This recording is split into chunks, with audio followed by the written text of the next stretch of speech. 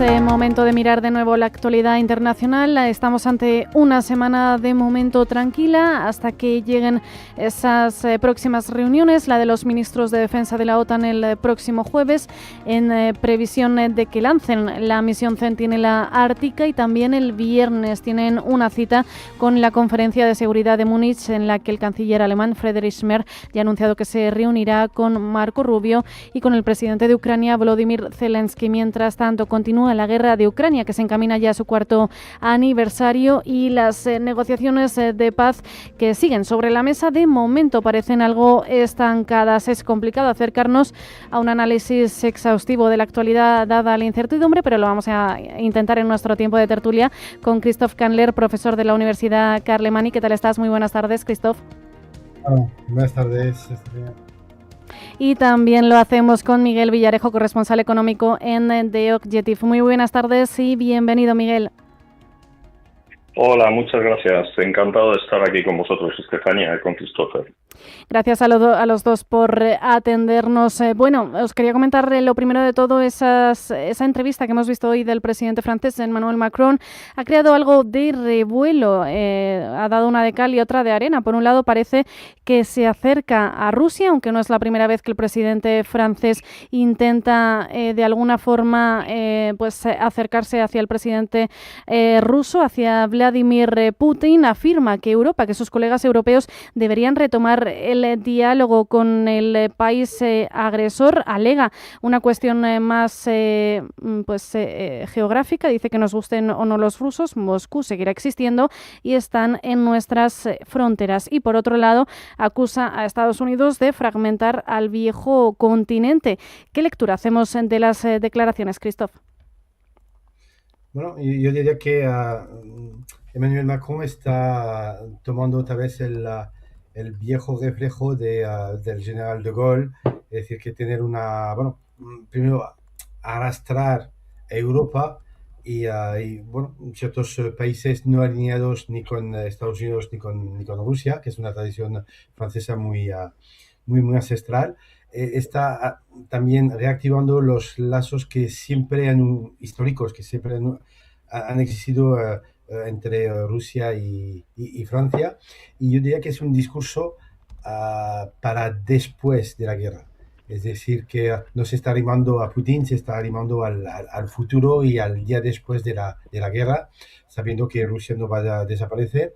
Y a nivel geopolítico, yo diría que Rusia está ahora acercándose mucho a China, pero hay mucho recelo y hace poco se sacaron a la luz algunos informes secretos de los servicios rusos diciendo que no se podían fiar de China porque parte de Siberia, la Siberia oriental había sido parte del imperio chino en el siglo XIX y y en esta zona hay 8 millones de rusos y hay empujando 50 millones de chinos en las fronteras, por lo tanto, no está muy alineado y muy confiado con China. Por lo tanto, tirando de estos dos hilos, la conclusión de Emmanuel Macron es que Rusia tenía que, después de la guerra, si todo bien, volver a sentarse y arrimarse a Europa, sabiendo que Rusia, no es como la URSS antigua, que podía, tener un nivel equivalente a Estados Unidos. El PIB de Rusia es, equivalente al de Italia. Por lo tanto, una potencia media muy especializada en energía y defensa. Incluso Francia ahora es el segundo fabricante de armas después de Estados Unidos, cuando antes era Rusia. Por lo tanto, se pone en un pie de igualdad y intenta reanimar los diálogos y que ha existido en el pasado con Rusia, para arrimar otra vez Rusia a Europa y que se aleje también de Estados Unidos y que tenga Europa una visión estratégica propia, una defensa común y entre estos dos bloques, China y Estados Unidos, y por qué no tener voz propia y a nivel económico o a nivel de defensa o paz, bueno, jugar con Rusia, porque siempre estará. En cierta forma, Miguel, hacía Macron un llamamiento al despertar de Europa, acusaba a Estados Unidos de desmembrar a la Unión Europea desde el punto de vista de la regulación digital, también el tema de los aranceles, pero por otro lado es verdad que mientras quizá Macron alienta a la Unión Europea a acercarse a Rusia, Moscú sigue adelante con la maquinaria bélica y igual hay cierta contradicción, ¿no? Porque por un lado la Unión Europea apuesta por el 20º paquete de sanciones hacia Rusia por la guerra de Ucrania, pero mientras tanto te invito al diálogo, ¿no? ¿Cómo traducimos las declaraciones? Yo creo que Christophe lo ha explicado muy bien. O sea, Macron lo único que hace es recoger una tradición que se remonta a De Gaulle. De Gaulle decía, al general le gustaba decir que Europa iba del Atlántico a los Urales, es decir, que por lo menos media Rusia forma parte de Europa y que cuando los americanos se vayan del continente, si alguna vez se iban, y De Gaulle llegó a sugerírselo esto, y los americanos le contestaron que si tenían que llevarse también todos los soldados que estaban enterrados en Normandía. Pero bueno, De Gaulle lo que decía es que cuando los estadounidenses se fueran, algo que aparentemente parece que Trump está sugiriendo también, pues que nosotros nos tendríamos que entender con los rusos, y cualquier arquitectura de seguridad que ignore los intereses de Rusia está llamada a fracasar. Dicho esto, ahora mismo no es el momento de sentarse a crear una arquitectura de seguridad compartida con Rusia. Ahora mismo Macron considera que la derrota estratégica de Rusia en Ucrania es fundamental para la seguridad europea, y desde luego no ha reducido ni un ápice su retórica agresiva contra Putin. Entonces yo creo que son dos cosas absolutamente complementarias, y además que vienen muy bien, porque efectivamente si Trump decide que no va a seguir ayudando a los europeos a mantener su paraguas defensivo, pues en fin, Macron lo que hará será ejecutar la política que el general de Gaulle siempre quiso tener, y es que la defensa de Europa tiene que ser asumida por los propios europeos. No es ninguna... Y por supuesto, la defensa europea no contempla, o la seguridad europea lo que no contempla, es que uno de los actores del continente, como Rusia, invada a otro, como Ucrania. Yo creo que no hay ninguna contradicción. Estamos sencillamente resucitando al general de Gaulle, y yo creo que para bien. Interesante el matiz que apuntabais ambos de Gaulle, quien buscaban una Europa más independiente con voz propia al final entre Estados Unidos y Rusia. Y en este sentido, hablando de Ucrania, lo hemos comentado ya sobre la mesa, la guerra continúa su curso, las negociaciones parece que siguen estancadas de momento, la cuestión territorial sigue pendiente.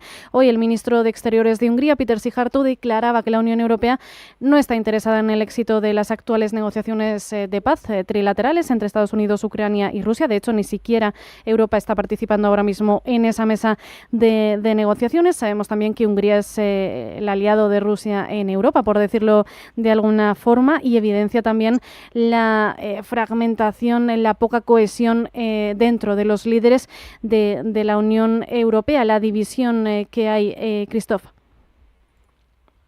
Bueno, yo diría que Hungría se ha convertido en el disidente estructural de Europa, y realmente sí que es malo para la imagen de cohesión que el continente quiere proyectar frente al mundo. Pero bueno, hay que entender también que el gobierno húngaro se siente un poco crecido porque tiene el apoyo de Putin, pero también tiene el apoyo de Trump, con estos partidos nacionalistas o patriotas Por lo tanto, se le está creciendo las alas y se siente autorizado para decir cualquier cosa en contra de la Unión Europea, sabiendo que Hungría está totalmente insertada dentro de la Unión Europea y que además necesita de la Unión Europea menos para la parte energética, para todo el resto. Por lo tanto, yo diría que es un juego, bueno, sin mucho más recorrido. Bueno, es un juego ruidoso que Hungría existe a nivel de Europa por estos gritos y por esta doble protección Putin-Trump, pero que a nivel de materialidad no se va a crear nada más que ruido y intentar posicionar o crear un relato alternativo que poco recorrido tiene actualmente. Hungría, por cierto, junto con Eslovaquia, Viktor Orbán y Robert Fico mantienen la postura de disidentes en caso de que Kiev pueda entrar en la Unión Europea. Se contempla 2027 como posible entrada solo si ya no está en guerra. Claro, si eso sucede, pues habría que enviar allí gran parte de los fondos europeos para su reconstrucción. Costaría una gran cantidad monetaria a los países miembros. ¿Creéis que es un objetivo realista 2027 ponerlo en el foco como entrada de Ucrania a la Unión Europea, Miguel? No, o sea, no, en absoluto es realista y vamos, no creo ni que Ucrania esté preparada, pero incluso aunque se considere la posibilidad de acelerar todos los requisitos, los que no van a estar preparados son los otros miembros de la Unión Europea que van a sufrir las consecuencias de un nuevo reparto y un troceamiento de los fondos estructurales y de la política agrícola y todas estas cosas. Evidentemente, si ya hemos visto que ni siquiera nos ponemos de acuerdo sobre la política en Ucrania y que Hungría muchas veces hace uso del veto, pues, en fin, la incorporación acelerada de Ucrania, esto pisaría muchísimos más callos, no solo los de Orbán, y yo creo que no es realista. Respecto de lo que ha dicho Sijarto, pues, en fin, a mí me suena a los típicos argumentos que hacían los prorrusos cuando Rusia invadió Ucrania y decía que era una lucha desigual, que armando a Ucrania lo único que estábamos consiguiendo era retrasar lo inevitable y que se ahorrarían un montón de muertes y se avanzaría hacia la paz si Ucrania se rindiera. Bueno, pues los hechos son que más de 3 años después Ucrania sigue resistiendo, que Rusia apenas ha avanzado y Sijarto pues viene e intenta echarle una mano a Rusia diciendo que es que los europeos en realidad no quieren la paz. Esto no es verdad. Lo que los europeos no quieren es la rendición, sin más, que es lo que por el contrario sí desea Hungría. También tenemos que hablar de esa reunión que tiene prevista que se celebre el próximo jueves en Bruselas de los ministros de defensa de la OTAN, con la mirada puesta en la centinela ártica para aprovechar mejor los recursos ya existentes en la seguridad del Ártico, distribuirlos de cara a reforzar esa vigilancia. Esto podría traducirse como una maniobra del secretario general de la OTAN, Mark Rutte, muy cercano últimamente a Trump por esas declaraciones que veíamos defendiéndole.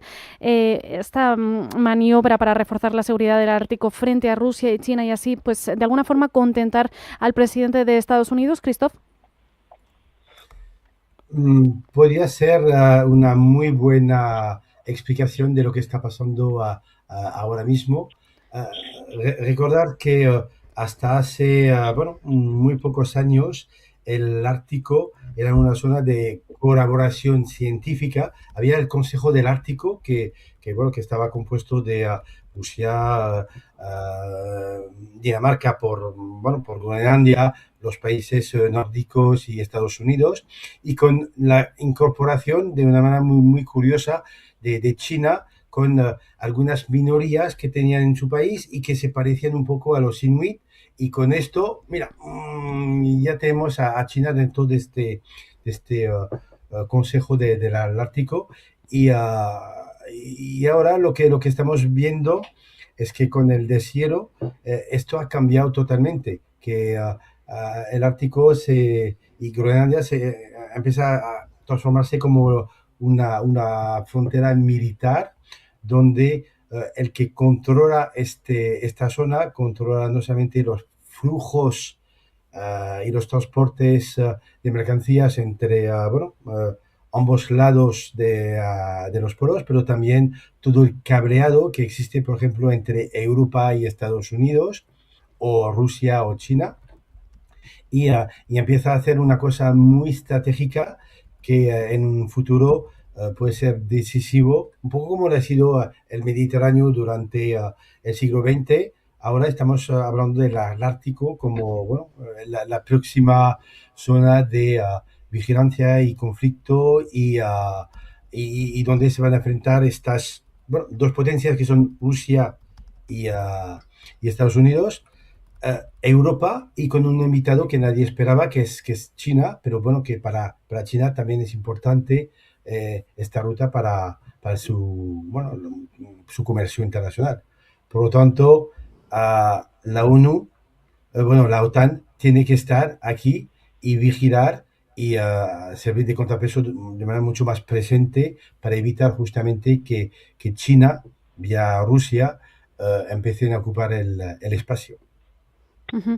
La Centinela Ártica aportaría cierta calma, entiendo, al conflicto en el Ártico, pero ¿conseguiría el mismo efecto en cuanto a la tensión en Groenlandia y las ansias de Trump de conseguir este territorio, Miguel?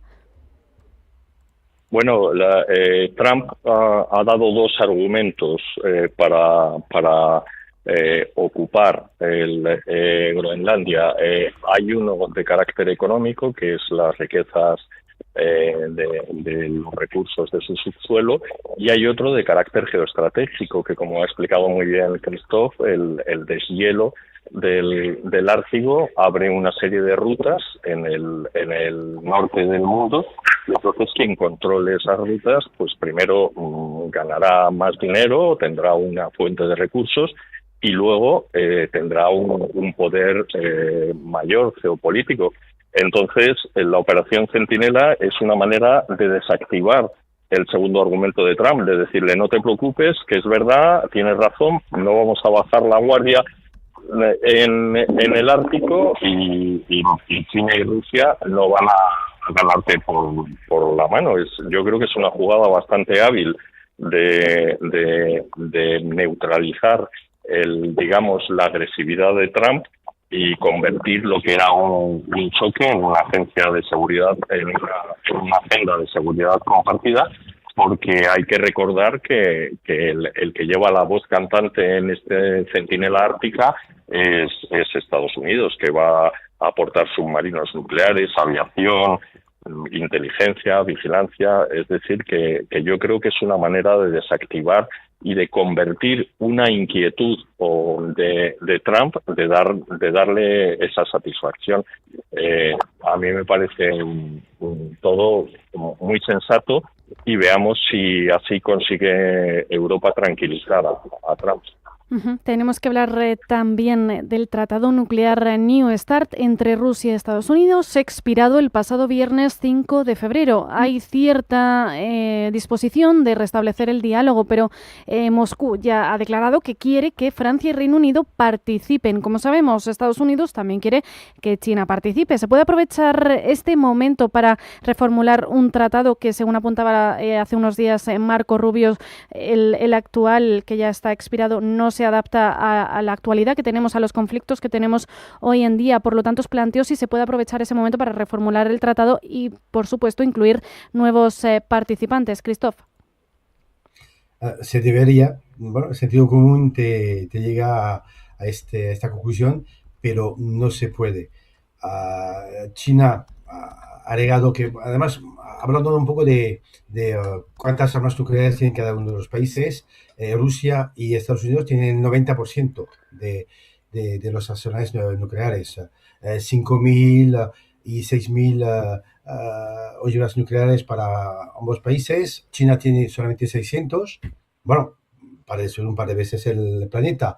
Francia 300, UK 225. Por lo tanto, hay dos grupos muy diferenciados. Y cuando Estados Unidos quiere extenderlo a China, China dice, no, yo soy irrelevante en este marco.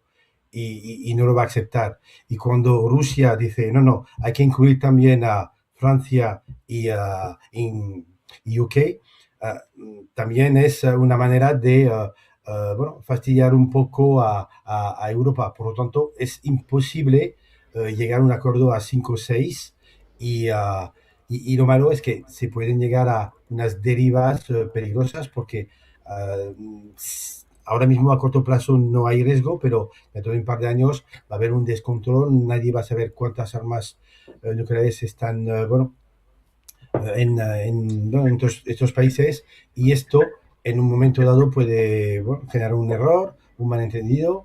La inteligencia artificial se puede volver un loco en un momento dado, o loca, y tenemos un accidente. Por lo tanto, hay que hacerlo, pero a dos bandas de momento. De hecho, claro, además hoy el ministro de Exteriores ruso, Sergei Lavrov, criticaba el intento de Trump de incluir a China, le acusaba de desviar el tema y evitar conversaciones con el gigante asiático, y es que, como apuntaba Christoph, al final son muchos países y cada uno tiene sus ambiciones, sus reglas en cuanto a la metodología nuclear a la hora de apostar por ella. Miguel. Sí, bueno, aquí Lavrov, cuando dice que Estados Unidos evita las conversaciones nucleares con China, no está diciendo exactamente la verdad. O sea, Donald Trump lleva tiempo defendiendo que cualquier futuro acuerdo de control de armas de largo alcance debe incluir a China, y es China la que se niega a participar, porque en gran medida como una herramienta de presión o una baza para seguir negociando su reivindicación de Taiwán. De hecho, el rechazo a participar en las conversaciones nucleares se produjo después de que Estados Unidos decidiera hacer una venta de armas a Taiwán. Yo creo que en términos generales hay que entender estas declaraciones de Lavrov como parte de la narrativa rusa que intenta responsabilizar de todo lo malo que pasa en el mundo a los occidentales y en particular a Trump. Lo que pasa es que es verdad que ahora lo tiene mucho más fácil que durante la Guerra Fría, porque verdaderamente Trump ha entrado como un elefante en una cacharrería. Pues si os parece, vamos a hacer una breve pausa de 2 minutos y enseguida volvemos para darle los últimos flecos a esta tertulia global.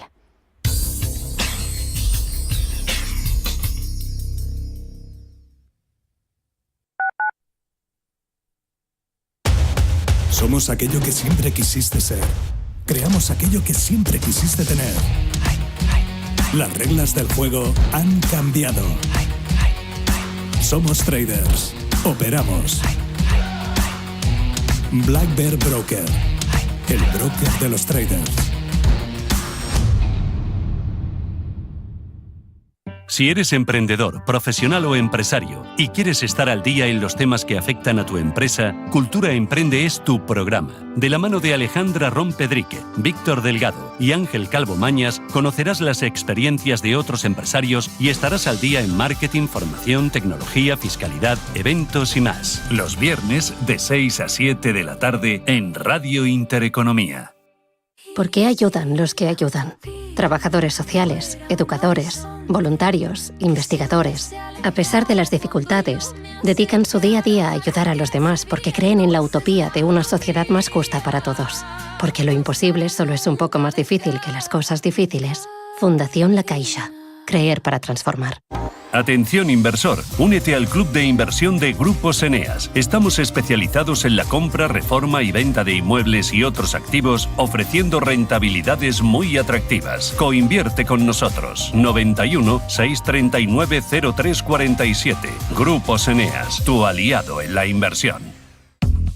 En Radio Intereconomía te acompañamos donde tú quieras. Sintonízanos en directo a través de la radio, nuestra web, aplicación móvil o canal de YouTube. Si lo prefieres, también puedes encontrarnos en diferido a través de iVoox, Apple Podcast, Spotify y todas las plataformas de podcast. La mejor información económica en cualquier momento y desde cualquier lugar.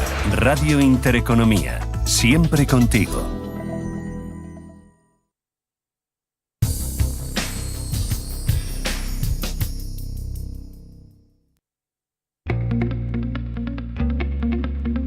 Actualidad geopolítica en Visión Global. Seguimos en esta tertulia global y cambiamos de tercio, pasamos a Europa, concretamente al Reino Unido. Allí el primer ministro británico, Keir Starmer, está en la cuerda floja debido a las dimisiones de varios miembros de su gabinete. Por un lado, la de su jefe de comunicación, Tim Allen, y también el jefe de gabinete de Starmer, Morgan McSweeney, por el nombramiento como embajador en Washington de Peter Mandelson, vinculado a Jeffrey Epstein. Todos los diputados ayer respaldaban a Starmer. Hoy el primer ministro británico ha sido claro, no va a renunciar. La pregunta es clara, ¿debería dimitir Christophe Caneler? Yo diría que, bueno, yo no soy nadie para decirlo, pero yo creo que ahora mismo, más que una posible dimisión que puede pasar, yo creo que el sistema, esa visión de los británicos, la visión que tiene ahora el pueblo es que es un problema sistemático, es un problema político muy grave, porque está el hermano del rey, implicado con Epstein, y ahora tenemos a un primer ministro que ha confiado responsabilidades como embajador, el señor Peter Mandelson, y que estaba implicado también en estos asuntos, o en el caso de Epstein. Por lo tanto, una falta clara de olfato político. Él no está implicado, lo que pasa es que empieza a oler a podrido en el reino de Inglaterra, y puede que algunos diputados laboristas, porque piensan que Starmer no puede ganar las próximas elecciones, empiecen a manifestarse, y al final uno de ellos pide la cabeza de Starmer, y en este caso sí que puede haber cambio. Pero aparte de esto, yo diría que Starmer tendrá que buscar ser agresivo y explicarlo muy bien por qué no ha tenido este olfato político, y tomar algunas acciones. De hecho, ya algunos miembros de su comité, como fusibles, han dimitido. Yo creo que va a ser suficiente, pero ojo, si de su propio partido algunos sustitutos pueden crecer, y ver esto como una oportunidad para sustituir al primer ministro en un momento donde en Europa se necesita estabilidad, y Starmer, elegido hace 2 años con muchísimos votos, podría ser una de estas bases estables comparado al resto del continente. Es de momento la crisis más profunda a la que se está enfrentando el Premier. Hoy ha puesto el foco en seguir manteniendo su política económica, carga contra el partido Reform UK. Miguel, ¿qué valoración podemos hacer? Miguel. Hemos perdido a Miguel Villarejo. Nos quedamos con las declaraciones de Christophe Caneler acerca de ese desequilibrio en el gobierno del Reino Unido, protagonizado por el primer ministro británico, Keir Starmer. Muchísimas gracias a los dos, Christophe Caneler, profesor de la Universidad Carlemany, y Miguel Villarejo, corresponsal económico de The Objective. Nos vemos pronto. Gracias. Hasta luego. Un abrazo.